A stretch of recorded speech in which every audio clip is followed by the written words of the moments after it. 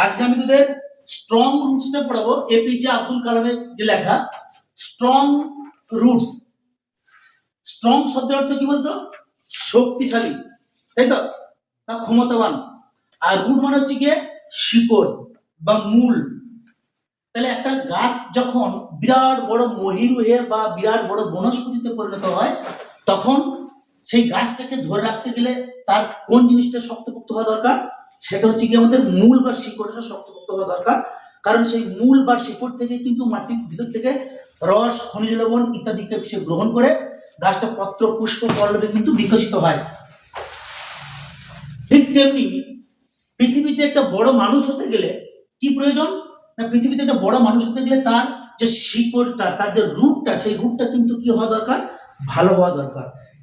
তার শিকড়টা ভালো হওয়া দরকার। এখানে রুট বা শিকড় বলতে কি বোঝানো হয়েছে বলতে কি? এখানে রুট বা শিকড় বলতে বোঝানো হয়েছে যে বংশ পরিচয়, তাদের যে ফ্যামিলি ব্যাকগ্রাউন্ড, তাদের যে নীতি শিক্ষা, তার যে বোধ বুদ্ধি, তার আমার মধ্যে যে যে জিনিসগুলো থাকা উচিত, প্রত্যেকটি মানুষের মধ্যে যে যে জিনিসগুলো থাকা উচিত, আমাকে দেখে বুঝতে পারা যাবে যে আমার ফ্যামিলিটা কেমন। আমি মুখে খারাপ ভাষা বলা মানে কি? ফ্যামিলির শিক্ষা নেই। মুখে ভালোবাসা মানে ফ্যামিলির শিক্ষা দীক্ষা আছে, তাই তো?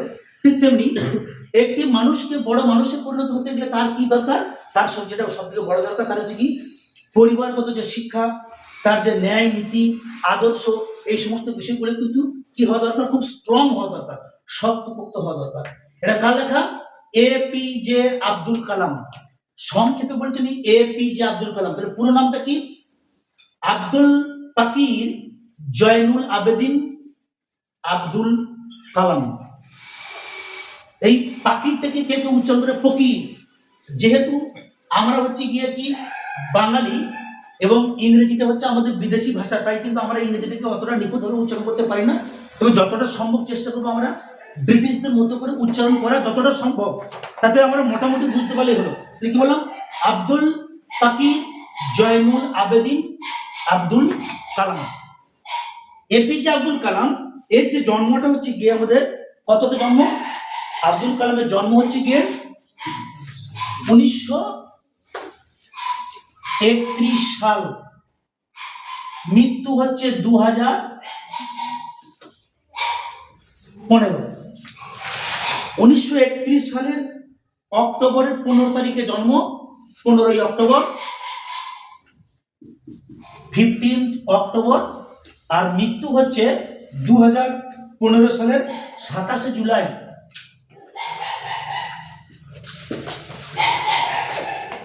এপিজে আব্দুল কালাম এর সম্পর্কে আমি ছোট করে কয়েকটা কথা একটু বলে নিই, তারপরে আমি টেক্সটের মধ্যে ঢুকবো। এপিজে আব্দুল কালাম কি? ছবি দেখিস কি ভালো করে? দেখবি চুলগুলো কিন্তু এরকম আলু তালু বা এলোমেলো। অনেকে একদিন জিজ্ঞাসা করছেন যে আমরা চুলগুলো হেয়ার স্টাইল এরকম কেন? উনি উত্তর দিচ্ছেন যে মাই হেয়ার গ্রোজ, মানে আমার চুলটা বেড়ে যায়, তাই আমিও কাটি না। যারা যারা সায়েন্টিস্ট, যারা বিজ্ঞানী, তাদের কিন্তু এই জামার হাতা খোলা থাকে, চুলটা এলোমেলো হয়ে পড়েছে, সুন্দর করে বেশ আঁচড়ানোর সময় থাকে না, বুঝেছিস? এটা কিন্তু তাদের বৈশিষ্ট্য। কারণ তারা যদি চুলের দিকে নজর দেয়, জামার হাতার দিকে নজর দেয়, তাহলে কিন্তু তার যে ওই গবেষণার যে কাজটা, সেটা কিন্তু অনেকটা পিছিয়ে যাবে। সেই জন্যই কিন্তু তার এরকমের মানে হেয়ার স্টাইল ছিল আর কি।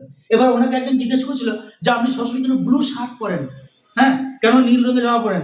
বলছে আকাশের রং হচ্ছে নীল, দ্য স্কাই ইজ ব্লু, আকাশের রংটা নীল, হ্যাঁ, এবং আমি I like the sky, I love the sky, আমি আকাশকে ভালোবাসি, আমি আকাশকে পছন্দ করি, হয়েছে, তাই আমি নীল রংটা নিই। মানেটা কি? এই প্রতিটি কথার মধ্যে কিন্তু বিরাট বিরাট কথা লুকিয়ে আছে।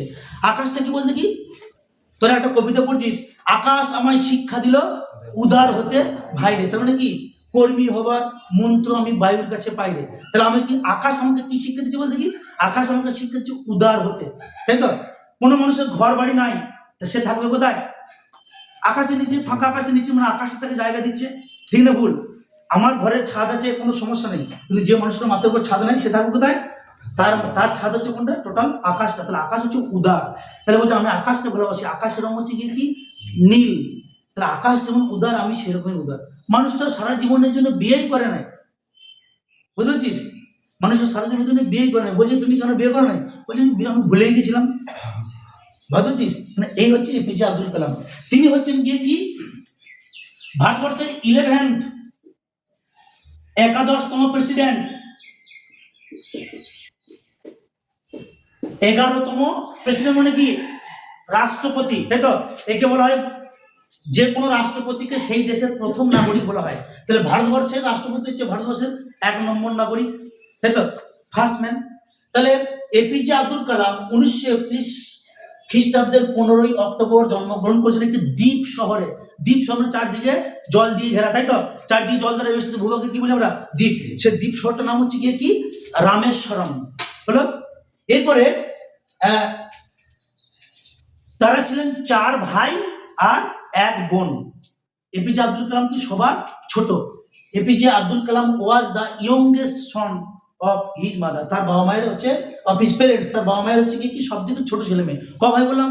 4 ভাই আর 1 বোন। হলো। তাহলে ফ্যামিলির সঙ্গে বড়, তাই তো। একটা সময় ছিল যে এক একটা পরিবারে 4 জন 5 জন 6 জন 7 জন করে ছেলে মেয়ে থাকতো। এখন তো সব প্রত্যেকের একটি করে উইকেট, নাকি বলছিস? একটা ছেলে বা একটা মেয়ে, তাতেই কোনো সমস্যা নেই। তো এপিজে আব্দুল কালাম 4 ভাই এবং 1 বোনের মধ্যে তিনি ছিলেন কি সব থেকে ছোট বা সবার ছোট। অভাবের সংসার, দারিদ্রের সংসার। তিনি ছাত্র হিসেবে খুব ব্রাইট স্টুডেন্ট ছিলেন, বুঝতে পারছিস? ছাত্র হিসেবে ব্রাইট স্টুডেন্ট ছিলেন এই কারণেই বললাম।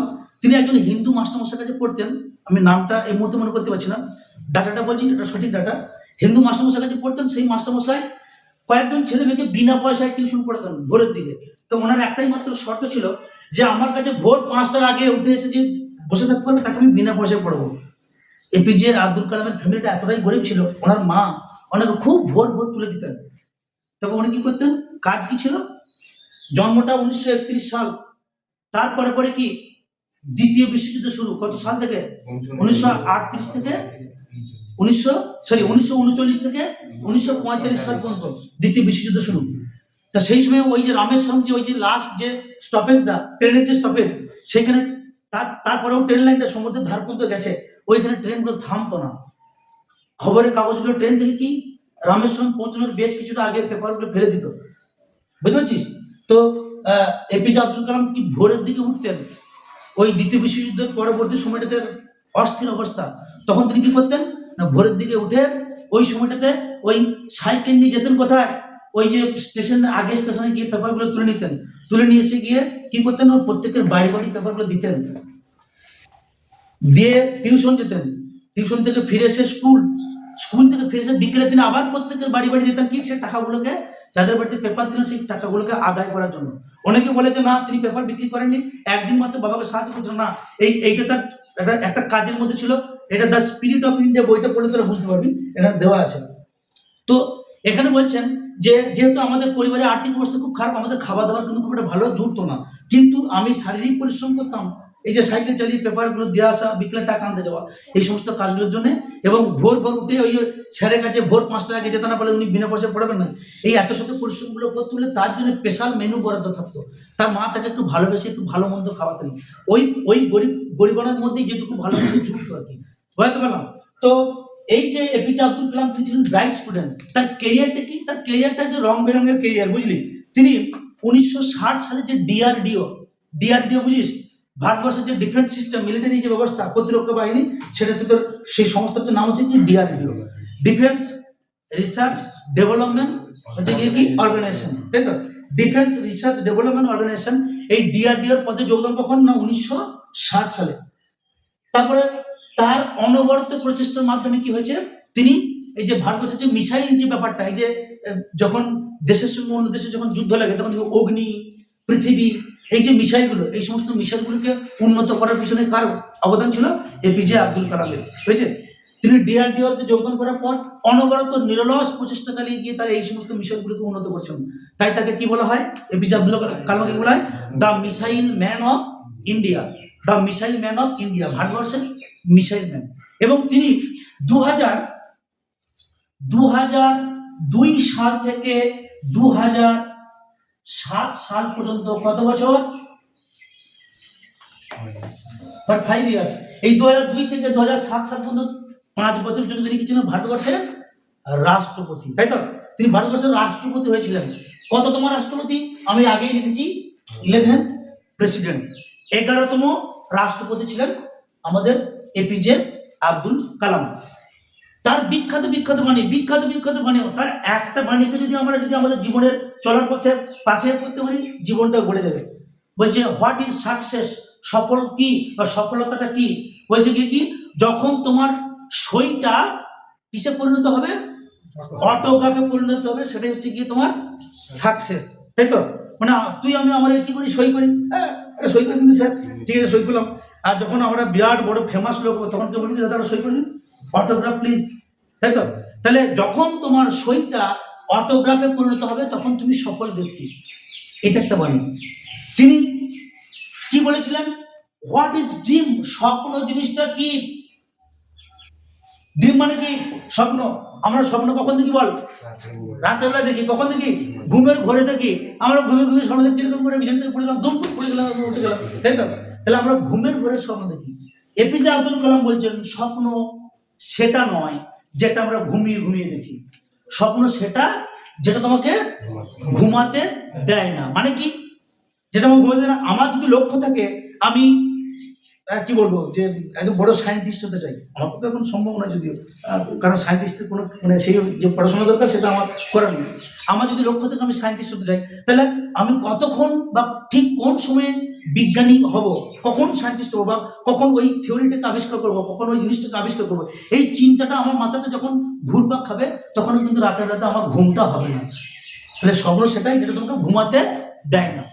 এই লোকটা বেশ কতগুলো শব্দকে তিনি নিজের মতো করে ব্যাখ্যা করছেন। এপিজে আব্দুল কালাম কিন্তু দেখতে কিন্তু খুব একটা যে সুন্দর বা সুপুরুষ যেটাকে বলা হয়, মানে দেখতে যে হ্যান্ডসাম, সে কি বলবো, বড় বড় সিনেমা নায়কদের মতো সেরকম হ্যান্ডসাম থাকেননি, তাই তো? দেখতেও কিন্তু খুব একটা হ্যান্ডসাম থাকেননি, বেঁটে খাটো একটি ছেলে, হেয়ার স্টাইলটা এরকম করে ঝুলে গেছে, হ্যাঁ, নাকটা হচ্ছে টিকালো, গায়ের রংটা কি, গায়ের রংটা কালো। কিন্তু নিজেই বলবেন, দেখবি যখন আমি টেক্সটগুলো পড়াবো তখন ওখানেই পাবি। তাহলে একটা বেঁটে খাটো চেহারা, চুলগুলো ঝুলে গেছে, টিকালো নাক, এবং হচ্ছে কি গায়ের রংটা কালো। তাহলে তিনি বলছেন কি, হ্যান্ডসামের সংজ্ঞা দিয়েছেন কি, যে হ্যান্ডসাম বলতে কি না, হ্যান্ডসাম দেখতে শুনতে ভালো সেটা হ্যান্ডসাম নয়। হ্যান্ড আর সাম, হ্যান্ড মানে কি হাত, আর সাম মানে কিছু, তাই তো? তাহলে এখানে হ্যান্ডসাম শব্দটাকে একসাথে বললে কি দেখতে সুপুরুষ বা সুন্দর। উনি বলছেন কি হ্যান্ডসাম সেটাই যার দুটো হাত আছে, সেই দুটো হাতকে নমস্কারের ভঙ্গিতে বহু মানুষকে কি করতে পারে, বহু মানুষের মন জয় করতে পারে, সেটাই হচ্ছে গিয়ে কি হ্যান্ডসাম। সোজা কথা, সৌন্দর্য কি মানুষের মনে, সৌন্দর্যটা কিন্তু চেহারার মধ্যে ফুটে ওঠে না। আমি দেখতে খুব ভালো কিন্তু আমার ব্যবহারটা যদি কুৎসিত বা খারাপ হয় তাহলে কি হবে? আমাকে ভালো বলা যাবে কি মানুষটা বদমাইশ গাদা, খারাপ ব্যক্তি, ঠিক কিনা? তাহলে কি সৌন্দর্যটা কিন্তু লুকিয়ে থাকে কি, বা মানুষের যে ফিজিক্যাল অ্যাপিয়ারেন্স বা চেহারা, সেই চেহারাতে নয়, সৌন্দর্যটা লুকিয়ে থাকে কোথায়, মানুষের মনে, মানুষের চরিত্রের মধ্যে। সেই এপিজে আব্দুল কালাম সৌন্দর্যের ব্যাখ্যা তিনি এরকম করে দিয়েছেন। তিনি কতগুলি কথা বলেছেন। এন্ড, এন্ড মানে কি বল? এন্ড মানে হচ্ছে কি ইএনডি, এন্ড মানে শেষ। তোরা যখন ক্লাস 12-এর 4th সেম পরীক্ষাটা দিবি তখন তুমি শেষে লিখতে, যেখানে উত্তরটা লেখা শেষ হচ্ছে সেখানে লিখতে দি এন্ড, দি এন্ড লেখার পরে তো সেখানে মাস্টারদেরকে সই করতে হবে, মানে এখানেই শেষ করলাম, আর কিছু আমি লিখছি না, তাই তো? তাহলে এন্ড শব্দটা মানে কি শেষ। তিনি এন্ড শব্দটা কি বলছে, এফোর্টস নেভার ডাইজ। এফোর্ট মানে কি প্রচেষ্টা বা চেষ্টা, নেভার মানে কখনোই না, ডাই মানে কি মারা যাওয়া, মানে আমাদের কি আমার কেরিয়ার শেষ, এন্ড হয়ে গেল এখানে, দি এন্ড, তাই তো? মানে শেষ হয়ে গেল, আর কিছু নেই। ইনি বলছেন না, এফোর্টস নেভার ডাইজ, মানে মানুষের চেষ্টা বা পরিশ্রম কখনোই মারা যায় না, বা চেষ্টা বা পরিশ্রম কখনোই শেষ হয় না। তিনি আমাদেরকে নতুন করে ভাবতে শিখিয়েছেন। তিনি কি বলছেন, ফেল, FAIL, ফেল, ফেল মানে কি ব্যর্থ, ব্যর্থ, ফেল হব, ফেল করে আমি ব্যর্থ হয়েছি, ব্যর্থতা বা ব্যর্থ। তাহলে ফেল সংজ্ঞাটাকে তিনি কি কেমন ভাবে বললেন, ফেল কথাটাকে তিনি কেমন ভাবে সংজ্ঞায়িত করলেন। এ ফর ফার্স্ট মানে প্রথম, এ ফর অ্যাটেম্প, অ্যাটেম্প মানে কি চেষ্টা, I for in, L for learning. First, first মানে প্রথম, attempt, I for in, L for learning. Learn মানে কি শেখা। তুই আমি বলি আমার জীবন বৃথা, শেষ, ফেল করেছি আমি, ফেল মানে ব্যর্থ, কিন্তু উনি বলছেন না, একবার ফেল করা মানে কি ব্যর্থ নয়, সেটা হচ্ছে কি ফার্স্ট অ্যাটেম্প ইন লার্নিং, শেখার পথে তোমার সেটা প্রথম চেষ্টা বা প্রথমবার তুমি সেটা চেষ্টা করে দেখলে প্রথমবার চেষ্টাতে মানুষ সফল হয় কি নাও হতে পারে, কেউ হয়, যে হয় তার আলাদা ব্যাপার, যে হয় না তার আলাদা ব্যাপার। তাহলে কি না, তিনি কিন্তু আমাদেরকে নতুন করে জিনিসগুলোকে ভাবাতে শিখিয়েছেন। এন্ড মানে কি, শেষ নয়, এফোর্টস নেভার ডাইজ, চেষ্টা কখনোই মারা যায় না। ফেল কথাটাকে তিনি বলছেন কি, ব্যর্থ হওয়া নয়, ফার্স্ট অ্যাটেম্প্ট ইন লার্নিং, শেখার পথে প্রথম ধাপ। তিনি আমাদের কিন্তু এইভাবে করে কিন্তু জীবনের মূল স্রোতে ফিরে আসা যায়, তিনি কিন্তু আমাদেরকে এইভাবে করে শিখিয়েছেন। তিনি সারাটা জীবন কি জ্ঞানের পিছনে ছুটেছেন। আমরা জানি এপিজে আব্দুল কালামকে, তিনি ছিলেন সায়েন্টিস্ট, তাই তো? ইনি বাই প্রফেশন, অনেকগুলো তার প্রফেশন, পেশা কি, তিনি একজন সায়েন্টিস্ট ছিলেন। তিনি কি ছিলেন? তিনি একজন প্রেসিডেন্ট বা রাষ্ট্রপতি ছিলেন। তিনি কি ছিলেন? তিনি ছিলেন অথার বা লেখক, অথার বা লেখক। তিনি প্রচুর বই লিখেছেন। এবং আর কি না, তিনি বাচ্চা বাচ্চা ছেলে মেয়েদেরকে ভালোবাসতেন। এবং তিনি পেশাতে একজন শিক্ষকও ছিলেন। কেন শিক্ষক ছিলেন বলবো, ওনাকে প্রশ্ন করা হয়েছিল যে আপনার সমস্ত জিনিসের মধ্যে আপনার কোন জিনিসটা সব থেকে ভালো লাগে, বলতে আমার পড়াতে খুব ভালো লাগে, শিক্ষকতা যে পেশাটা। তো 2015 সালে 27শে জুলাই মেঘালয়ের শিলং বলে একটা জায়গা আছে, তো জানিস মেঘালয়, জানিস তো? সেখানে কি মৌসিনরাম বা চেরাপুঞ্জি কি বৃষ্টির ছায়া অঞ্চল, সেখানে প্রচুর পরিমাণে বৃষ্টিপাত হয়। সে মেঘালয়ের শিলং বলে একটি জায়গায় একটি স্কুলে তিনি বক্তৃতা দিচ্ছিলেন ছাত্রছাত্রীদের সামনে।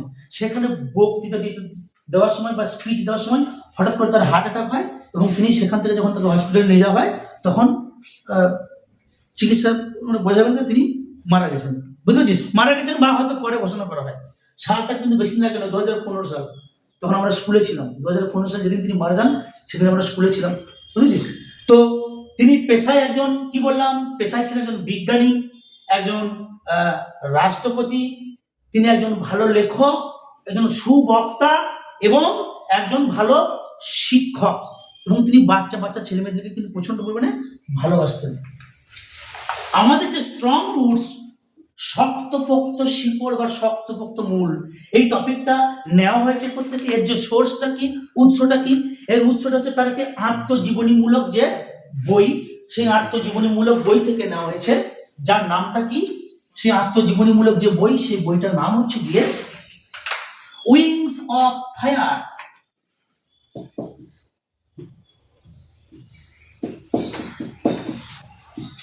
ফায়ার মানে কি, আগুন, আর উইং মানে ডানা, তাই তো নাকি? তাহলে উইংস অফ ফায়ার, তাহলে উইংস হলো ডানাগুলি, অফ ফায়ার না আগুনের, নাকি? তাহলে আগুনের ডানাগুলি, এটা মানেটা করলে এরকমই দাঁড়াবে।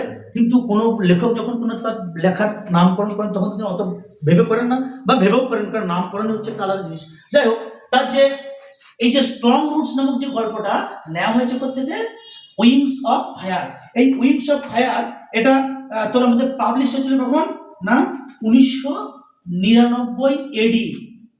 এডি মানে anno domini, after the death of Jesus Christ. বুঝেছে? 1999 খ্রিস্টাব্দে উইংস অফ ফায়ার নামক যে তার যে আত্মজীবনীমূলক যে বইটা, সে বইটা প্রকাশ হয়।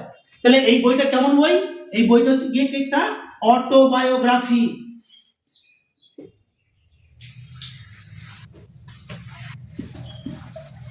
অটোবায়োগ্রাফি কি বলা হয়? অটো মানে কি, আত্ম, আর বায়োগ্রাফি মানে জীবনী। কোন একজন মানুষ যখন নিজেই নিজের জীবনটাকে লিখবেন, তখন সেটাকে বলছে কি আমাদের অটোবায়োগ্রাফি। অটোবায়োগ্রাফি কথাটাকে ভাঙলে দুটো অংশ পায়, একটা অটো, একটা বায়োগ্রাফি।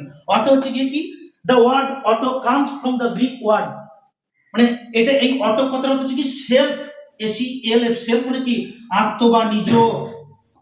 আর বায়োগ্রাফি কথাটার অর্থ হচ্ছে গিয়ে কি, জীবনী। তাহলে কোন একটা মানুষ যখন নিজেই বা নিজের যখন জীবনীটা লিখবে, তখন সেটা হচ্ছে গিয়ে কি আমাদের অটোবায়োগ্রাফি। এই উইংস অফ ফায়ার নামক যে অটোবায়োগ্রাফিটা, এটা কিন্তু তিনি একা লেখেননি। এটা লিখতে গিয়ে তার সঙ্গে আরেকজন কো-অথার ছিল, সহকারী লেখক ছিল, যার নাম হচ্ছে কি আমাদের অরুণ তিওয়ারি। ইয়েস, অরুণ তিওয়ারি। এই বইটা লেখার জন্য আর একজন কে কো-অথার ছিল, অরুণ তিওয়ারি। মনে থাকবে? এরপর এই অরুণ তিওয়ারি এবং এপিজে আব্দুল কালাম দুজনে মিলে যখন উইংস অফ ফায়ারটা লিখলেন, আত্মজীবনীমূলক যে লেখাটা, সেই উইংস অফ ফায়ার নামক বইটার কোন চ্যাপ্টারটা বা কোন অংশটা আমরা পড়বো? First chapter. তাহলে স্ট্রং রুটসটা হচ্ছে নেওয়া হয়েছে কোত্থেকে? উইংস অফ ফায়ার থেকে নেওয়া হয়েছে। আমরা যেটা পড়বো সেটা মানে কোন দিকে অংশ, প্রথমের দিকে না শেষের দিকে? অবশ্যই প্রথমের দিকে। তাহলে হচ্ছে কি এটা হচ্ছে আমাদের ফার্স্ট চ্যাপ্টার, বোঝা গেল? তাহলে উইংস অফ ফায়ার নামক আত্মজীবনী প্রথম দিকে যে চ্যাপ্টার, সেখান থেকে কিন্তু নেওয়া হয়েছে স্ট্রং রুটসটা। তাহলে এখানে একটা ছোট করে জিনিস বলে দিই যে বায়োগ্রাফির সঙ্গে অটোবায়োগ্রাফির পার্থক্য কি। বায়োগ্রাফি মানে জীবনী। কোন একটা মানুষ যখন অন্য মানুষের জীবনটা নিয়ে লেখেন তখন তাকে কি বলছি আমরা? বায়োগ্রাফি। আমি লিখছি, আমি আজিজুলের জীবনটা লিখছি, তৈদুলের জীবন লিখলাম, তোদের কারো জীবন লিখলাম, সেটা হচ্ছে কি জীবনী। আর আমি যখন আমার জীবনের কাহিনীটা লিখবো সেটা হচ্ছে কি আত্মজীবনী। তাহলে আত্মজীবনী লিখতে গেলে কি করতে হবে? আমি ছোটবেলায় এই ছিলাম, ছোটবেলায় ফুচকে পড়া ছিলাম, একটা ছেঁড়া প্যান্ট পরতাম, আর এই ছিলাম ওই ছিলাম। তাহলে এই যে আমি আমি আমি, তাই তো? তাহলে আত্মজীবনী সবসময় কিরকম হয়? First person narrative technique. First person মানে কি? আমি, আমরা, আমি এরকম ছিলাম, আমরা এই খেতাম, আমরা সেখানে বেড়াতে যেতাম, এটসেট্রা। তাহলে হচ্ছে কি আত্মজীবনী সবসময় কিসে লেখা হয়? আমি, আমরা। আমি, আমরা মানে কি? First person. সেটাকে বাংলায় বলছি কি আমরা? উত্তম পুরুষ, নাকি বলছিস? এই একটাই মাত্র জিনিস যেখানে ফার্স্ট মানে প্রথম নয়, তাই তো? ফার্স্ট মানে প্রথম নয়, ফার্স্ট পার্সন, তাই তো? ফার্স্ট পার্সন নাকি উত্তম পুরুষ, কেন প্রথম পুরুষ নয় কেন? হ্যাঁ, এই মানে আমি সবার থেকে ভালো আর কি। ভালো মানে কি উত্তম, সেটা বোঝানোর জন্যই হয়তো ফার্স্ট পার্সনটাকে কি বলি আমরা? ফার্স্ট পার্সন হচ্ছে উত্তম পুরুষ, আমি ভালো সবার থেকে, তাই তো? আর এই একটা জায়গাতেই ফার্স্ট মানে কিন্তু প্রথম নয়, ফার্স্ট মানে হচ্ছে তৃতীয়। সেটা কোথায়? Third person. থার্ড পার্সন মানে কি? থার্ড পার্সন মানে হচ্ছে প্রথম পুরুষ। তো যাই হোক, আত্মজীবনী লিখতে গেলে কি করতে হয় না? ফার্স্ট পার্সন ন্যারেটিভ টেকনিক, আমি, আমরা, এই বর্ণনার ভঙ্গিতে কিন্তু আমাদের লিখতে হয়। তো মোটামুটি আমি এই যে টপিকটা শুরু করব তার আগেতে যেটুকু জানার দরকার ছিল, আরো বহু তথ্য দেওয়া যায়, অনেক তথ্য দেওয়া যায়, সেটা আমি দেওয়ার চেষ্টা করছি না। যেটুকু জানলে দরকার সেটুকু জানলেই হবে। আচ্ছা, তাহলে স্ট্রং রুটস কার লেখা? এপিজে আব্দুল কালাম। এটা কোত্থেকে নেওয়া হয়েছে? সোর্সটা কি? Wings of fire. এটি কেমন লেখা? এটা হচ্ছে অটোবায়োগ্রাফি। এর কোন অংশটা আমাদের পড়বো? প্রথমের দিক না শেষের দিক? প্রথমের দিক, মানে ফার্স্ট চ্যাপ্টার। এই উইংস অফ ফায়ারটা কোন সালে পাবলিশড হয়? 1999 সালে। এর কো অথর বা সহযোগী লেখক কে ছিল? অরুণ তিওয়ারি। বুঝে গেল? তাহলে এই হচ্ছে মোটামুটি আমাদের একটা জিস্ট বা খুব ছোট করে আমি দেওয়ার চেষ্টা করলাম। এবার আমি মূল টপিকের মধ্যে চলে যাব আর দেরি না করে।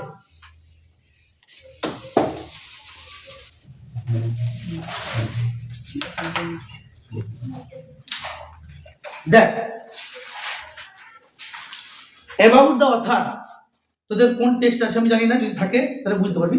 দেখ, আবুল ফকির জয়নুল আবেদিন আব্দুল কালাম, পুরো নামটা কি বললাম? আবুল ফকির জয়নুল আবেদিন আব্দুল কালাম, বুঝেছিস? সংক্ষেপে এপিজে আব্দুল কালাম। ব্যাকেটে সাল দেওয়া আছে 1931 থেকে 2015। তার যে লাইফ স্প্যান, তার যে জীবনীকাল, 1931 সালে জন্ম আমি প্রথমেই বলেছি, আর 2015 সালে মৃত্যু। তিনি ছিলেন one of the pioneers of aerospace engineering in India. মহাকাশ গবেষণা, কথাটা বলতে আমি ওখানে ভুলে গেছিলাম। মহাকাশ গবেষণার যে কি বলবো, যে পড়াশোনা, সেই অ্যারোস্পেস ইঞ্জিনিয়ারিং এর একজন পথপ্রদর্শক ভারতবর্ষে। For a major part of his life, তার জীবনের বেশিরভাগ সময়টা জুড়ে তিনি কাজ করেছেন অ্যাজ এ সায়েন্টিস্ট, একজন বিজ্ঞানী হিসেবে, ইন ইন্ডিয়ান স্পেস প্রোগ্রামস। ভারতের যে মহাকাশ যে গবেষণা, ভারতের যে মহাকাশ বিষয়ে যে পড়াশোনা, সেই সমস্ত জায়গাতে তিনি তার জীবনের বেশিরভাগ সময়টাকে তিনি ব্যয় করেছেন। সাম অফ হিজ ফেমাস ওয়ার্কস, তার কতগুলি বিখ্যাত বিখ্যাত লেখা বই। এখানে ওয়ার্ক মানে কি? কাজ। কাজ বলতে কি? লেখা বই। তার কতগুলি বিখ্যাত বিখ্যাত লেখা বইয়ের নাম কি? আর ইন্ডিয়া 2020, মানে ভারতবর্ষ 2020, তিনি মারা গেছেন কখন? 2015-তে। তিনি বইটার নাম রেখেছেন 2020, তাই তো? এটা একটা বিখ্যাত বই। আর কি? ইগনিটেড মাইন্ডস, এটাও তার বিখ্যাত বই। আর হচ্ছে উইংস অফ ফায়ার, তাই তো? আগুনের ডানা বা আগুনের ডানাগুলি, যার সোর্স হচ্ছে কি? Strong roots. He was the president of India, তিনি ছিলেন ভারতবর্ষের একজন রাষ্ট্রপতি ফ্রম 2002 টু 2007, 2002 সাল থেকে 2007 সাল পর্যন্ত। 2002 সাল থেকে 2007 সাল পর্যন্ত তিনি ছিলেন ভারতবর্ষের একজন রাষ্ট্রপতি, এবং কততম রাষ্ট্রপতি? 11তম রাষ্ট্রপতি। এই তথ্যটা দিয়ে রাখা প্রয়োজন। তিনি যখন রাষ্ট্রপতি হয়েছিলেন, তাকে রাষ্ট্রপতি হওয়ার জন্য অফার দিয়েছিলেন কিন্তু তৎকালীন বিজেপি সরকার, এবং যার নাম হচ্ছে অটল বিহারী বাজপেয়ী। তিনি কিন্তু, এবং তাদের যে বোর্ড, তারা কিন্তু তাকে এই অফারটা দেয়। এবার আমরা টেক্সট সম্বন্ধে ছোট্ট করে 2 লাইন আছে, সেটা দিয়ে চলে যাব। দেখ, strong roots is an extract from, strong রুটসটাকে নেওয়া হয়েছে, এক্সট্রাক্ট মানে নেওয়া হয়েছে আর কি, এটাকে নেওয়া হয়েছে ফ্রম থেকে ডক্টর কালামস অটোবায়োগ্রাফি। ডক্টর বলে কি ডাক্তার নাকি? মানে ইনজেকশন দেওয়া ডাক্তার? হ্যাঁ, ডক্টর মানে ইনজেকশন দেওয়া ডাক্তারও হয়। আবার একটা ডক্টর মানে কি বলতো, একাডেমিক লাইনের যে ডিগ্রি, পড়াশোনা লাইনের ডিগ্রি, যেটাকে বলা হয় পিএইচডি, ডক্টরেট ইন ফিলোসফি, তাই তো? তো তিনি সেই একাডেমিক লাইনের ডাক্তার ছিলেন, না ইনজেকশন ধরা ডাক্তার কিন্তু নন, বুঝেছেন? তিনি কিন্তু ডক্টরেট ডিগ্রি, সেই ডিগ্রি অর্জন করেছিলেন। তো ডক্টর কালামের যে অটোবায়োগ্রাফি, আত্মজীবনী, যার নাম হচ্ছে উইংস অফ ফায়ার, সেখান থেকে কিন্তু এটা নেওয়া হয়েছে। ইন দিস এক্সট্রাক্ট, এই অংশে হি টক্স অ্যাবাউট, তিনি আমাদেরকে কথা বলেছেন হিজ চাইল্ডহুড, তার ছেলেবেলাকার কথা। ইন হিজ হোম টাউন, তার যে হোম টাউন, হোম টাউন বলতে কি, তার যে ঘরের শহর, হোম মানে ঘর, টাউন মানে শহর, তার নিজের যে শহর, যে শহরে তিনি বাস করতেন, তার হোম টাউনের যে শহরের বা হোম টাউনের যে ছেলেবেলাকার যে কাহিনী, সেগুলো তিনি তুলে ধরেছেন। দ্য পিস, এই টপিকটা, এই অংশটা প্রেজেন্টস এ ডিলাইটফুল স্কেচ, আমাদেরকে তুলে ধরছে একটি আনন্দপূর্ণ ছবি of the authors early life, লেখকের ছেলেবেলাকার জীবনের বা প্রথম দিকের জীবনের, and the development of his spiritual growth, এবং ডেভেলপমেন্ট মানে কি উন্নতি, স্পিরিচুয়াল মানে হচ্ছে কি আধ্যাত্মিক, গ্রোথ মানে ক্রমশ উন্নতি। তাহলে এই টপিকটার মাধ্যমে তিনি কি বোঝাতে চেয়েছেন, তার জীবনের এবং তার আধ্যাত্মিক জীবনের যে ক্রম উন্নতি বা ধাপে ধাপে পরিবর্তন, সেগুলোকে তিনি দেখাতে চেয়েছেন। এবার আমরা চলে যাবো সরাসরি মূল টেক্সটে। একটু লক্ষ্য কর, আমি যেটা বলছিলাম যে আত্মজীবনী কিরকম ভাবে লেখা হয়, আমি আমরা দিয়ে, তাই তো? আমি এই ছিলাম, এখানেও এই যে ফার্স্ট পার্সন নারেটিভ টেকনিক, এখানে কিন্তু সেই টেকনিকটাকেই ফলো করা হয়েছে। একদম লক্ষ্য কর, একদম জলবৎ তরলং, জলের মতো তরল হয়ে যাবে, চাপের কিছু নাই। আই ওয়াজ বর্ন মানে কি, আমি কি, এটা মানে কি বলি বল আমরা? আই ওয়াজ বর্ন মানে আমরা মোটা কথা বলি আমি জন্মগ্রহণ করেছিলাম, না, আমি জন্মগ্রহণ করিনি। আমি জন্মগ্রহণ করেছি মানে কি, সেটা অ্যাক্টিভ ভয়েস হয়ে গেল, তাই তো? আমি নিজে নিজে জন্মগ্রহণ করতে পারবো কি? না, মানে আমাকে প্রসব করা হয়েছিল। এই আই ওয়াজ বর্ন, এটা কিন্তু এই সেন্টেন্সটা কি, এটা হচ্ছে passive voice. I was born মানে আমাকে প্রসব করা হয়েছিল, এটাকে মোটা কথায় বলি কি, আমি জন্মগ্রহণ করেছিলাম। কোথায়? Into a middle class Tamil family, একটি মধ্যবিত্ত তামিল পরিবারে। ইন দ্য আইল্যান্ড টাউন, দ্বীপ শহর অফ রামেশ্বরম, রামেশ্বরমের। ইন দ্য আর্স্ট হোয়াইল মানে আগের বা পূর্বতন, মাদ্রাজ স্টেট, মাদ্রাজ রাজ্যে। তাহলে লাইনটা কি দাঁড়ালো? আই ওয়াজ বর্ন, আমাকে প্রসব করা হয়েছিল বা আমি জন্মগ্রহণ করেছিলাম। Into a middle class Tamil family, একটি মধ্যবিত্ত তামিল পরিবারের। ইন দ্য আইল্যান্ড টাউন, দ্বীপ শহর অফ রামেশ্বরম, রামেশ্বরমের। In the erstwhile Madras state, যেটি পূর্বতন মাদ্রাজ শহর বা মাদ্রাজ রাজ্য নামে পরিচিত ছিল। আর্স্ট হোয়াইল কথাটার অর্থ হচ্ছে গিয়ে কি, পূর্বতন, ফরমার, ফরমার মানে আগের, যেটা দরকার লিখে নে, বা প্রিভিয়াস মানে বর্তমানে যেমন কলকাতা বলি, এই কলকাতা শহরটার আগে কি নাম ছিল? ক্যালকাটা। ঠিক তেমনি যেটা বর্তমানে হচ্ছে কি আমাদের কি তামিলনাড়ু, সেটা আগে কি নাম ছিল? মাদ্রাজ। তাহলে এপিজে আব্দুল কালামের যে দ্বীপ শহরে জন্মগ্রহণ করেছিলেন, সেই শহরটার নাম কি? রামেশ্বরম। দ্বীপ শহর কেন? চারিদিকে জল দ্বারা বেষ্টিত ভূভাগ। এবার দেখ, লেখকের জন্ম জায়গাটা বললেন। এবার কি বলছেন? মাই ফাদার জয়নুল আবেদিন, আমার বাবা Zainul Abedin, had neither much formal education, তার না ছিল কোনো প্রাতিষ্ঠানিক শিক্ষা। নাইদার মানে কি, নেই বা ছিল না। মাচ মানে অধিক বা বেশি। কি বলেছে এখানে? Formal education. এখানে ফর্মাল এডুকেশন বলতে গিয়ে কি, প্রাতিষ্ঠানিক শিক্ষা। বাবা হয়তো কোনো প্রতিষ্ঠান বা কোনো বিদ্যালয় বা কোনো কলেজ স্কুল থেকে বিরাট যে পড়াশোনা করছেন এমনটা নয়, বাবার যে বিরাট কি ডিগ্রি ছিল এমনটা নয়, নর আবার ছিলও না মাছ ওয়েলথ কি প্রভূত সম্পত্তি বা অনেক কি ধন সম্পত্তির টাকা পয়সা, তাহলে কি গরিব ছিল নাকি বলছিস? এপিজে আব্দুল কালাম বলছেন কি আমার বাবার কিন্তু প্রথাগত যে লেখাপড়া বা প্রাতিষ্ঠানিক যে শিক্ষা সেটাও বিরাট কিছু ছিল না, আবার আমার বাবার কিন্তু কি ছিল না যে প্রচুর ধন সম্পত্তি সেটাও ছিল না। ডেসপাইট দিজ, এগুলো সত্ত্বেও, ডেসপাইট মানে কি তা সত্ত্বেও বা এগুলো সত্ত্বেও, দিজ মানে কি এগুলি বলতে কোনটা না আমার বাবা যে বিরাট কিছু লেখাপড়া জানতো না, আমার বাবার যে বিরাট ধন সম্পত্তি ছিল সেটাও না। তাহলে এই জিনিসগুলো সত্ত্বেও ডেসপাইট দিস ডিসঅ্যাডভান্টেজেস, অ্যাডভান্টেজ মানে কি সুযোগ সুবিধা, আর ডিসঅ্যাডভান্টেজ মানে কি অসুবিধা, তাহলে এই সমস্ত অসুবিধাগুলো সত্ত্বেও হি পসেস, তিনি অর্জন করেছিলেন, পসেস মানে কি অধিকারে থাকা, হ্যাঁ হি পসেস তিনি অর্জন করেছিলেন, কি অর্জন করেছিলেন গ্রেট ইনেট উইজডম, গ্রেট মানে কি বিরাট বা মহান, ইনেট মানে কি ইনবর্ন, ইনার মানে হচ্ছে কি লিখে ইনবর্ন মানে কি জন্মগত, কি না উইজডম, উইজডম মানে কি জ্ঞান, ইন্টেলিজেন্স বুদ্ধিমত্তা, বুঝছে? তাহলে এই সমস্ত অসুবিধা থাকা সত্ত্বেও তিনি কি অর্জন করেছিলেন, তার মধ্যে কি ছিল প্রচুর জন্মগত বা সহজাত জ্ঞান ছিল, and a true generosity of spirit, true মানে সত্যিকারের, জেনারসিটি মানে কি উদারতা, অফ স্পিরিট মানে কি আত্মার দিক দিয়ে, মনের দিক দিয়ে তিনি ছিলেন একজন কি উদার মনের মানুষ, বুঝতে পারছিস? তাহলে কি তার প্রচুর টাকা ছিল না একথা ঠিক, তার প্রাতিষ্ঠানিক কিন্তু যে কোনো জ্ঞান সেই জ্ঞানটাও ছিল না একথাও ঠিক, কিন্তু তিনি কি নিয়ে জন্মেছিলেন না সহজাত তার যে জ্ঞান সেই সহজাত জ্ঞান নিয়ে জন্মেছিলেন, আর কি না মনের যে উদারতা সেই উদারতা কিন্তু তার ছিল।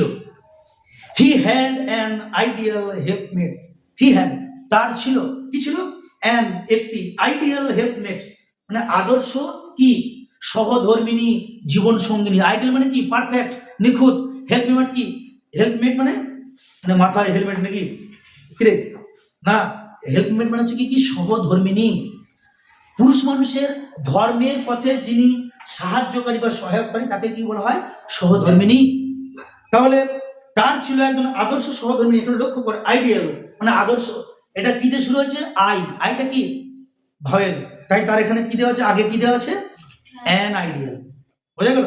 তাহলে হি হ্যাড অ্যান আইডিয়াল হেল্পমেট, তার ছিল কি আদর্শ সহধর্মিনী, ইন মাই মাদার, সেটা কি না আমার মা, নাম হচ্ছে গিয়ে কি আশি আম্মা, দাগাবে এই জায়গাটা বুঝেছে আশি আম্মা।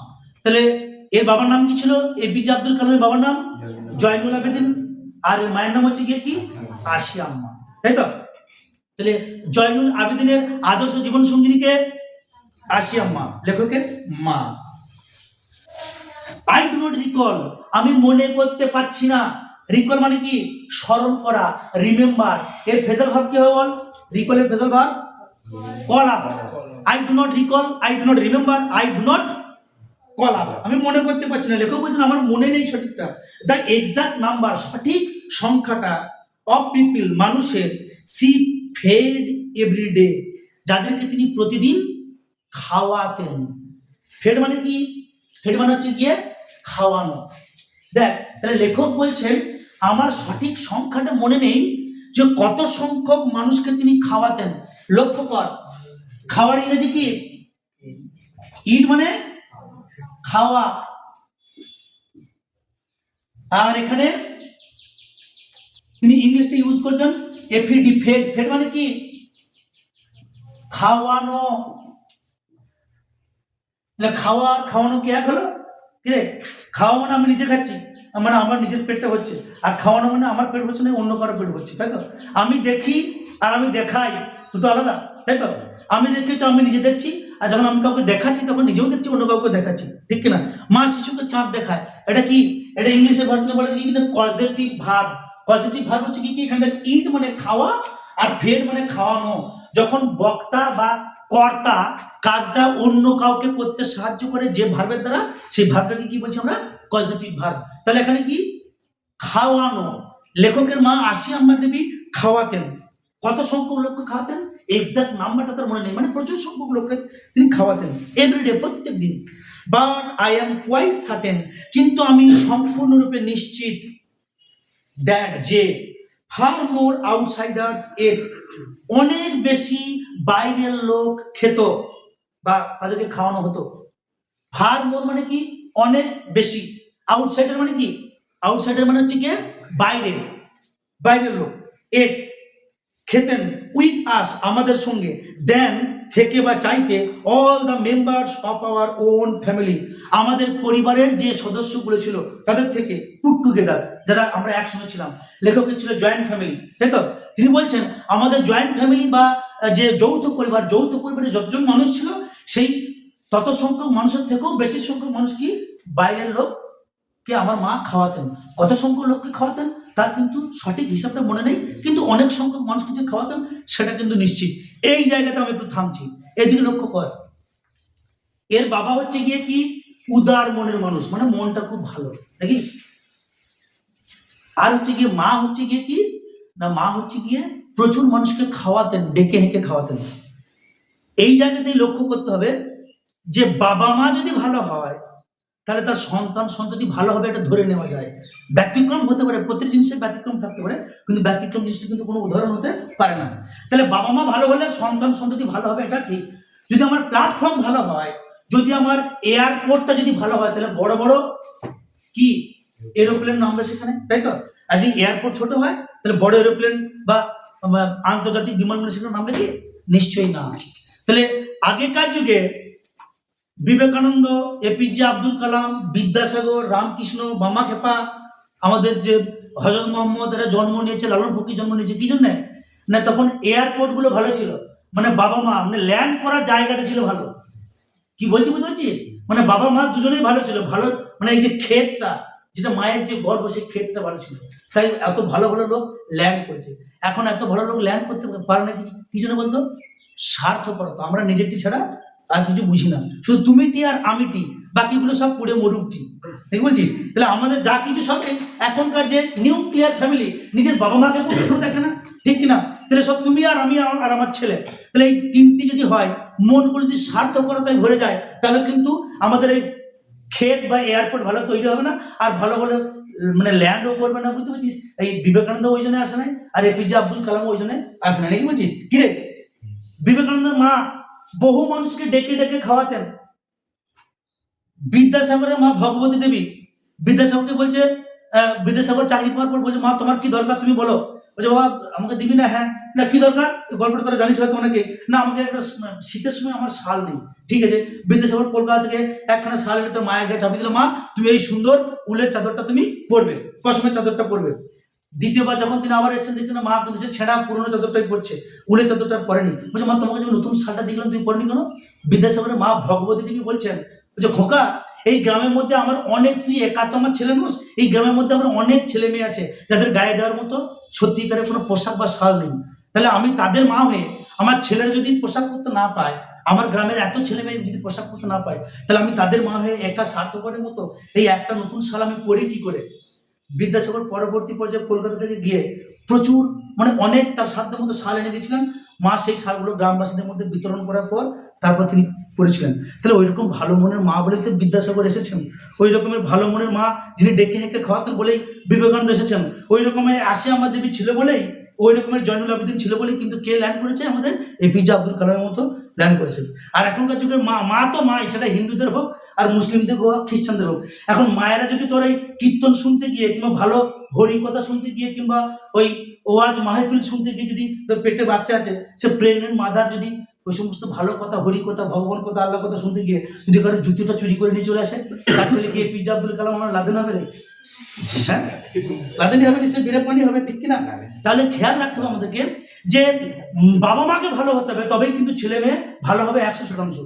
পরে পেরা my parents were widely regarded, আমার বাবা মা ভীষণভাবে পরিচিত ছিলেন অ্যাজ এন আইডিয়াল কাপল, এটা আদর্শ দম্পতি বা আদর্শ স্বামী স্ত্রী হিসাবে। মানে কি? মানে আমার বাবার সঙ্গে মায়ের কোনদিন ঝগড়াঝাটি হতো না, যেমনটা এদের হয়। ঠিক আছে, আমি নাম দিচ্ছি এখন কেন? না, এখানে বলছে মাই পেরেন্টস, পেরেন্টস মানে কি পিতা মাতা। তো মাই পেরেন্টস ওয়ার, আমার বাবা মা ছিলেন ওয়াইডলি মানে ব্যাপকভাবে, বিস্তৃতভাবে, রিগার্ডেড, রিগার্ডেড মানে কি নোন, পরিচিত, বুঝছে? রিগার্ডেড কথার অর্থ হচ্ছে কি নোটেড, বিখ্যাত, ফেমাস। আমার বাবা মা ভীষণভাবে জনপ্রিয় ছিলেন, ভীষণভাবে পরিচিত ছিলেন অ্যাজ অ্যান আইডিয়াল কাপল, মানে এক জোড়া আদর্শ দম্পতি হিসাবে। বুঝতে পারছিস? আমার বাবা মা এক জোড়া আদর্শ দম্পতি হিসেবে বিখ্যাত ছিলেন বা সুপরিচিত ছিলেন। মাই মাদার্স লিনিয়েজ, আমার যে মায়ের যে বংশ, ভালো করে বোঝ, মাই মাদার্স লিনিয়েজ, আমার যে মায়ের যে বংশ, ওয়াজ দ্য মোর ডিস্টিংগুইশ, সেটা ছিল আরো অনেক বেশি উল্লেখযোগ্য। এখানে ডিস্টিংগুইশ বলতে কি নোটেড, বুঝলি? আমার যে মায়ের যে বংশটা সেটা হচ্ছে গিয়ে কি আরো অনেক বেশি উল্লেখযোগ্য। One of our forebears, কারণটা কি?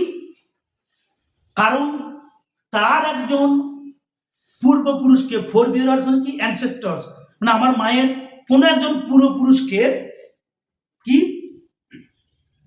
হ্যাভিং বিন বেস্টোড, বেস্টোড মানে প্রদান করা হয়েছিল বা দান করা হয়েছিল, মানে আমার মায়ের যে বংশটা একটা বেশ জাঁদরের বংশ, তার কোন একজন পূর্বপুরুষকে দান করা হয়েছিল। কি দান করা হয়েছিল? দ্য টাইটেল, একটা উপাধি অফ বাহাদুর। উপাধিটা কি নাম? না, বাহাদুর উপাধি বাই দ্য ব্রিটিশ, ব্রিটিশ সরকারের দ্বারা। দেখবি তৎকালীন যুগের এরকম অনেক উপাধি দেওয়া হতো ভালো কাজের জন্য। ব্রিটিশ সরকার তোমাকে বলে কি তোমাকে আমি এই উপাধিটা দিলাম, তাই তো, ভালো কাজের জন্য। এইরকম উপাধি কিন্তু আমাদের দেশীয় মানুষকে প্রচুর দেওয়া হয়েছে। রবীন্দ্রনাথ ঠাকুরকে ব্রিটিশ সরকার কি দিয়েছিল বল? নাইট উপাধি, নাইটহুড। বানানটা কি? KNIGHT, night. এই নাইট মানে কি? বীর। এটা নাইটহুড, এই নাইটহুড উপাধি দেওয়া হয়েছিল, বীরত্ব আর কি, বুঝলি? তাহলে রবি ঠাকুরকে কিন্তু উপাধি দিয়েছিলেন কারা? ব্রিটিশ সরকার উপাধি দিয়েছিলেন। কি উপাধি দিয়েছিলেন? নাইট উপাধি দিয়েছিলেন। তারপর তিনি সেটা কি করেছিলেন? জালিয়ানওয়ালাবাগের যে হত্যাকাণ্ড, সেই হত্যাকাণ্ডের প্রতিবাদে তিনি এই উপাধিটা ত্যাগ করেন, ঘৃণা করেন। তোমাদের এরকম উপাধি আমার দরকার নেই, দেখ তোদের এরকম উপাধি আমার দরকার নেই। যে ইংরেজ আমার দেশের লোকগুলোকে তিনটে দিক আবদ্ধ ঘরে গুলি করে নির্বিচারে হত্যা করতে পারে, নাম জানিস কি সেই ইংরেজ সেনাপতির নামটা কি ছিল? Dyer, Michael Dyer. যে দেশ আমাদের দেশের মানুষগুলোকে নির্বিচারে হত্যা করতে পারে তাদের দেওয়া উপাধি আমার দরকার নেই। সে ঘৃণা করে তিনি নাইট উপাধি ত্যাগ করেছিলেন। এখানেও এপিজে আব্দুল কালামের যে মা আশিয়াম্মা, সেই আশিয়াম্মার কোন একজন পূর্বপুরুষকে ব্রিটিশ সরকার কি উপাধি দিয়েছিল? বাহাদুর উপাধি দিয়েছিল। এখন দেখবি সেই এই যে এটা যে বংশ গরিমা, জানো আমি কোন বংশের মেয়ে?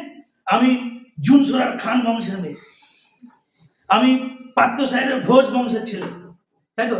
এই যে বংশ গরিমা, তার মানে কি ভালো কাজ করেছিলেন। এপিজে আব্দুল কালামের মায়ের বংশ ছিল কিন্তু খুব একটা ভালো বংশ, যেটা হচ্ছে কি ব্রিটিশ সরকার তাদের বংশের কোন একজন পূর্বপুরুষকে বাহাদুর উপাধি দিয়েছিলেন। হলো, এখানে আমি আরেকটি ছোট্ট করে গল্প বলে আজকের মতো শেষ করব।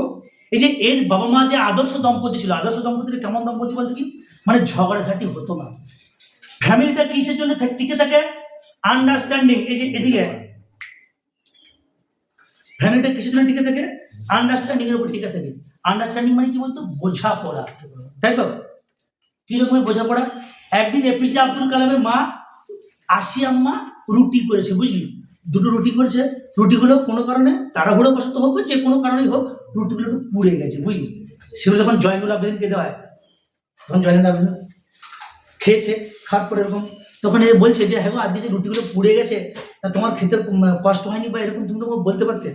তখন জয়নুল আবেদিন বলছেন যে দেখো, রুটি মানে যে কোনো খাবার যখন আমরা খাই সেই খাবারটা আমাদের মুখের মধ্যে কতক্ষণ থাকে? মানে বেশিক্ষণ থাকে না, তাই তো? কয়েক সেকেন্ড থাকে, ঠিক কিনা? ওই চিবিয়ে ওই চিবুতে যতক্ষণ সময় লাগে সেটা আমরা গিলে দিই। তাহলে আমরা মুখের মধ্যে স্বাদটা কতক্ষণ পাই বলতো? যতক্ষণ পর্যন্ত আমাদের জিভের মধ্যে বা মুখ গহরের মধ্যে থাকে ততক্ষণ আমরা স্বাদটা পাই। তাও আবার জিভের স্বাদ কিন্তু বিভিন্ন জায়গায় বিভিন্ন রকম নেয়, সামনে একরকম, মাঝখানে একরকম, সাইডে একরকম, ভিতরে একরকম, কোনটা নুন, কোনটা ঝাল, কোনটা টক, তাই তো? একজন একজন লোক আবার এক একটা স্বাদ বলতে পারে না, এক এক জায়গায় এক এক রকম স্বাদ, তাই তো? তাহলে বলছি কি আমরা যখন খাবার খাই সেই খাবারটা খুব কম সময় আমাদের মুখের মধ্যে থাকে। তাহলে আমি যখন রুটিটা খাচ্ছিলাম হয়তো আমার খারাপ লেগেছে, যদি আমি তোমাকে বলতাম তাহলে তুমি কিন্তু আরো বেশি কষ্ট পেতে, তাই তো? তাহলে আমি রুটিটা খেয়েছি অল্প সময়ের জন্য আমার খারাপ লেগেছে, কিন্তু আমি যদি তোমাকে বলতাম তোমার রান্না করছে রুটি ভালো হয় না অমুক তো, যদি রেগে গিয়ে একটা কথা বলতাম তাহলে এই কথাটা কিন্তু তোমার সারা জীবনের জন্য কিন্তু কি হতো? খারাপ লাগতো। এটাই হচ্ছে আন্ডারস্ট্যান্ডিং। প্রতিটি ফ্যামিলিতে কিন্তু এই আন্ডারস্ট্যান্ডিংটা কিন্তু দরকার। এটা হচ্ছে কি সংসার জীবনের কি মূল চাবিকাঠি, বুঝলেন? তাকে এই কথাই বলেছিলেন যে আমি খাবারটা খেয়েছি খুব কম সময় কিন্তু মুখের ভিতরে ছিল, যখন আমার এই জায়গাটা পেরিয়ে যাচ্ছে, এই জায়গা থেকে একদম পাকস্থলী পর্যন্ত এটা তুই বিরিয়ানি খা, মিষ্টি খা আর লঙ্কা খা, যাই খা না খা মোটামুটি একই স্বাদ, তাই তো? তাহলে এই হচ্ছে তোর আমাদের কি না এপিজে আব্দুল কালামের বাবা। এবং তার এখন আমি তোদেরকে জিজ্ঞাসা করছি, আমি যতটা পড়ালাম এই এতটুকু জায়গা পর্যন্ত মানে কারো কোনো সমস্যা আছে? দেখ ভালো করে, কারো কোনো সমস্যা আছে কিনা? থাকার কথা না, একবার দেখলেই হয়ে যাবে। আমি এবার শর্ট প্রশ্নগুলো একটু জিজ্ঞাসা করছি, তোরা বলার চেষ্টা করি। বল, লেখক কেমন পরিবারে জন্মগ্রহণ করেছিলেন? মিডিল ক্লাস পরিবারে। কোথাকার পরিবারে? তামিল পরিবারে। কেন না আমরা পশ্চিমবঙ্গে বাস করি বলে, বঙ্গে বাস করি বলে আমাদেরকে বলা হয় কি বাঙালি। যে লোকটি বিহারে বাস করে বা বিহারে জন্মেছেন তাকে কি বলে? বিহারি, তাই তো? তাই তিনি কোথাকার লোক? তামিলনাড়ুর লোক। তার ফ্যামিলিটা কি ফ্যামিলি? তাই তামিল ফ্যামিলি। আচ্ছা, তিনি জাতিতে কি ছিলেন? একজন মুসলিম। এই কথাটা কেন বলছি পরের প্যারাগ্রাফে আমরা পাবো আর কি। হ্যাঁ, তাহলে এপিজে আব্দুল কালাম তামিলনাড়ুতে জন্মগ্রহণ করেছিলেন, এটি মধ্যবিত্ত তামিল পরিবারে। তার শহরটার নাম কি ছিল? রামেশ্বরম। রামেশ্বরমটা কেমন শহর? আইল্যান্ড টাউন, দ্বীপ শহর। এই রামেশ্বরম শহরটা আগে কি নামে পরিচিত ছিল? বা এই যে স্টেটটা তামিলনাড়ুতে আগে ছিল মাদ্রাজ নামে পরিচিত। আচ্ছা, তার বাবার নাম কি? জয়নুল আবেদিন। মায়ের নাম আশিয়া। কে তার বাবার আদর্শ জীবন সঙ্গিনী? তার মা আশিয়াম্মা দেবী ছিলেন তার আদর্শ জীবন সঙ্গিনী। মা কিন্তু প্রচুর সংখ্যক মানুষকে কি করতেন? ডেকে খাওয়াতেন। আচ্ছা, এর বাবা মা কিন্তু এলাকাতে আদর্শ দম্পতি নামে পরিচিত। জানো, তুমি আমাকে এরকম করে বকছো, জানো জয়নুল আবেদিন ওর আশিয়াম্মাকে কোনদিন বকাবকি করে না? প্রতিটি পাড়াতেই কিন্তু এরকম করে থাকে, কি থাকে? একটা আধের করে ছেলে মেয়ে থাকে। করে তুই এখনো বিছানায় পড়ে ঘুমাচ্ছিস, দেখ ওর বেটা স্কুল চলে গেল, টিউশন চলে গেল, ভোর 3 থেকে পড়ছে, তাই তো? তাহলে এই যে ব্যাপারটা একটা করে উদাহরণ থাকে প্রতিটি পাড়াতেই। তাহলে এর বাবা মা ছিল কি কি না ইন জেনারেল সমস্ত মানুষদের কাছে একটা উদাহরণ, জ্বলন্ত উদাহরণ। আর আশিয়াম্মার যে বংশ, এপিজে আব্দুল কালামের মা আশিয়াম্মা দেবী, তার যে পূর্বপুরুষকে ব্রিটিশ সরকার কি উপাধি দিয়েছিল? বাহাদুর উপাধি দিয়েছিল। ঘরেতে ভালো করে দেখবি, আশা করি কারো কোনো সমস্যা হওয়ার কথা নয়। পরের দিন বাকিটা দেখা যাবে। Up to this, thank you.